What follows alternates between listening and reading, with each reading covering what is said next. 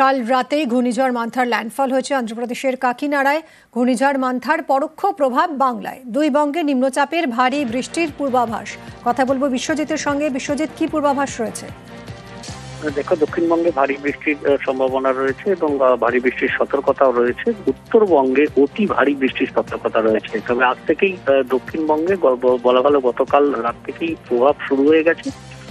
দক্ষিণ 24 পরগনা, পূর্ব মেদিনীপুরে ভারী বৃষ্টির পূর্বাভাস যেমন রয়েছে, তেমনি পাশাপাশি পশ্চিম মেদিনীপুর, ঝাড়গ্রামেও ভারী বৃষ্টি হতে পারে পশলা। এবং আগামীকাল এই বৃষ্টি অর্থাৎ ভারী বৃষ্টির পরিমাণ বেশি হবে পুরুলিয়া, পশ্চিম বর্ধমান, বীরভূম, মুর্শিদাবাদ এই এলাকায়। এবং বীরভূম, মুর্শিদাবাদে পরের দিনও ভারী বৃষ্টির সম্ভাবনা রয়েছে। কলকাতা সহ সব জেলাতেই মেঘাকাশ থাকবে। তবে উত্তরবঙ্গে আজ বিক্ষিপ্তভাবে বৃষ্টি হবে।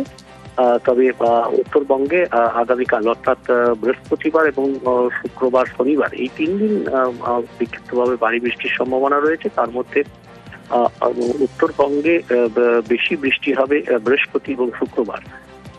অতি ভারী বৃষ্টিরও সম্ভাবনা রয়েছে দার্জিলিং, কালিম্পং, আলিপুরদুয়ার, কোচবিহার, জলপাইগুড়িতে। অতি ভারী বৃষ্টি অর্থাৎ 200 মিলিমিটার বেশি পার্বত্য এলাকায় ধসের আশঙ্কা করছেন আবহাওয়াবিদ। ধন্যবাদ বিশ্বজিৎ। ঘূর্ণিঝড় মান্থার পরোক্ষ প্রভাব বাংলায়। উপকূলে দফায় দফায় বৃষ্টি, দমকা হাওয়া। সুন্দরবন উপকূলে ঝড় বৃষ্টির দাপট। সতর্ক করতে উপকূলে লাগাতার মাইকিং। কথা বলবো বিশ্বজিৎ হালদার রয়েছে সঙ্গে। বিশ্বজিৎ, কি পরিস্থিতি এখন? হ্যাঁ দেখো, মঙ্গলবার রাত থেকে যত রাত গড়িয়েছে, ভোর রাত থেকে কিন্তু বৃষ্টিও কিন্তু বাড়তে শুরু করেছে। এই মুহূর্তে কিন্তু একদম কাকদ্বীপ সহ উপকূলীয় যে এলাকায় কিন্তু বৃষ্টি চলছে এবং তার সঙ্গে দমকা বাতাসও রয়েছে। এবং যাতে করে যে উপকূলীয় এলাকায় কিন্তু এই মুহূর্তে একেবারে দমকা যেহেতু বাতাস রয়েছে, তাতে করে কিন্তু যে মাইকিংও চালানো হচ্ছে প্রশাসনের তরফ থেকে। এবং কাকদ্বীপ মহকুমা শাসকের দপ্তরে কিন্তু একটা কন্ট্রোল রুম করা রয়েছে। সেই কন্ট্রোল রুম থেকে কিন্তু সমস্ত দিকটা কিন্তু নজরদারি করা হচ্ছে।